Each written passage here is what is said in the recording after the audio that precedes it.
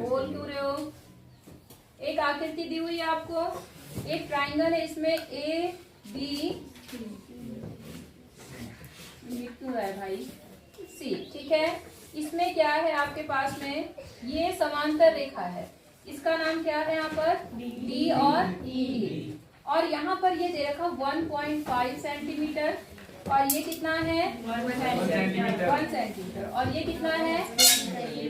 अब क्वेश्चन में क्या कह रहा है, बैठ जाओ तुम, कि लाइन डी ई समांतर है किसके, डी ई लाइन किसके समांतर है, बीसी के। तो आपको ईसी ज्ञात करनी है, पहले वाले सवाल में क्या ज्ञात करना है, ईसी, और इसी तरह से सेकंड वाले में भी आपको एडी ज्ञात करना है। बात समझ में आ गई? सॉरी, ईसी नहीं है यहाँ पर, ईसी ज्ञात करना है। क्या ज्ञात करना है, ईसी। बोलो समझ में आ गया आपको? तो ये ईसी आपको क्या करना है, ज्ञात करना है। तो कल मैंने आपको एक परिमेय बताई थी, किसी को याद है वो परिमेय क्या थी?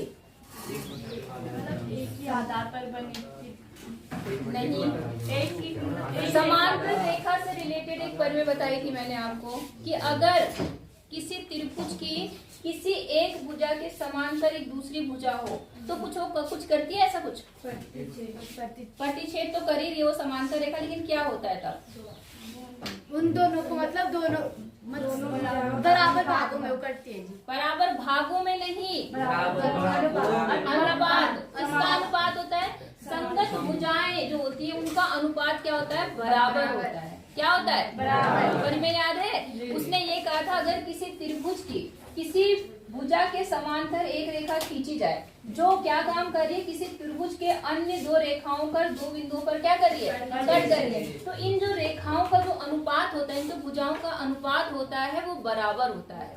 आई बात समझ में? मतलब परिमेय के अनुसार क्या होता है, एडी बटे डीबी या बीडी बराबर एई बटे सी या सी, जो भी आप लिखना चाहो। बोलो बात समझ में आ गई या नहीं आई? अब आपके पास इसमें देखिए, ये भी पता है, ये भी पता है, ये भी पता है, अब निकालना क्या है, ये निकाल लेंगे। केवल क्या रखना है, वैल्यूज रखनी है, मान रखना है। एडी कितना है आपका 1.5, ठीक है। और यहाँ पर ये बीडी कितना है आपका, और एई कितना है आपका, और ईसी आपको या सीई आपको क्या करना है, निकालना है। आप क्या करते हैं, यहाँ से क्रॉस मल्टीप्लाई कर देंगे, तो यहाँ हो जाएगा 1.5 इंटू सीई बराबर 1 इंटू 3। अब ये यहाँ मल्टीप्लाई में इधर आके क्या हो जाएगा, तो सीई इज इक्वल टू कितना हो गया, 3 1 जा 3, और यहाँ कितना हो गया 1.5, दशमलव कितने अंक के बाद है, तो दशमलव हटा कितना जीरो है ऊपर, 15 एकम 15, 15 दूनी 20, तो सीई आपका कितना आ गया, 2 सेंटीमीटर आ गया। बोलो बात समझ में आई आपको? टफ है? हो जाएगा? तो पहले का दूसरा सवाल आप खुद कर लेंगे या नहीं कर पाएंगे? ठीक है, अब लिखना है आपको, कर लो।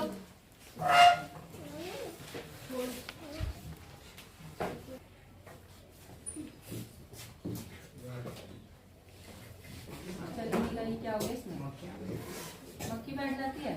क्वेश्चन नंबर 2 है, त्रिभुज पी क्यू आर, एक त्रिभुज है आपकी पी क्यू आर, बना लेते हैं त्रिभुज पी क्यू आर। ये P Q R, P Q R एक त्रिभुज है जिसकी भुजा पी क्यू और पी आर पर क्रमशः बिंदु, दो बिंदु है, इधर ई है और इधर क्या है, एफ है। आपको यहाँ पे 3 क्वेश्चन दिए हैं और आपको बताना है क्या उन तीनों ही कंडीशन के लिए ये रेखा इसके समांतर है या नहीं है। अब मैं पहला लेती हूँ, बाकी आप खुद ट्राई करना। जैसे पहले में पीई दिया हुआ है आपको 3.9, कितना दिया है 3.9 सेंटीमीटर है, और EQ दिया हुआ है आपको, कितना दिया है 3 सेंटीमीटर, और PF दिया है कि नहीं दिया, कितना, और ये कितना दिया है 2.2। तो आपको मैंने क्या बताया है, ये रेखा इसके समांतर कब होती है,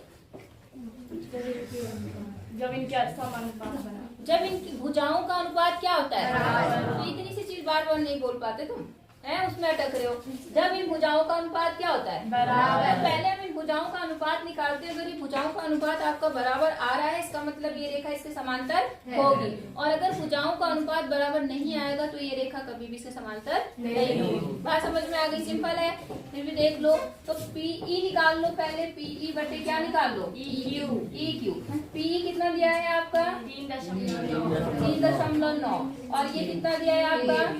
दशमलव हटा 0 बटा, तो ये हो गया 39। ये करके कितना आ गया? 13। और यहाँ कितना आ गया? 10।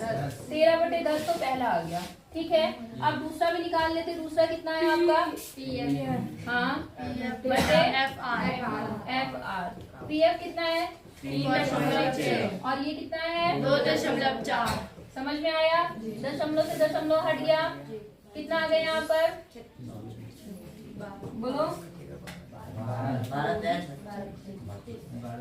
अब ये आ गया आपका 12 दूनी 24, 12 तिया 36। आप देखो ये कितना आ गया? 3/2। और यहाँ कितना आया था? 13/13। तो क्या दोनों अनुपात बराबर आए? नहीं। तो क्या ये रेखाएं समांतर होंगी? नहीं। तो आप सीधे बोलना, क्योंकि कौन सी रेखा? पीई रेखा मतलब कौन सा अनुपात? पीई बटे EQ नॉट इक्वल टू, बराबर नहीं है किसके? PF upon FR। इसलिए रेखा कौन सी? EF किसके? QR के समांतर नहीं है। बस सिंपल सी बात। अब बताओ अगले कर लोगे? ये हो जाएगा? ठीक है, कर लो फिर अगला।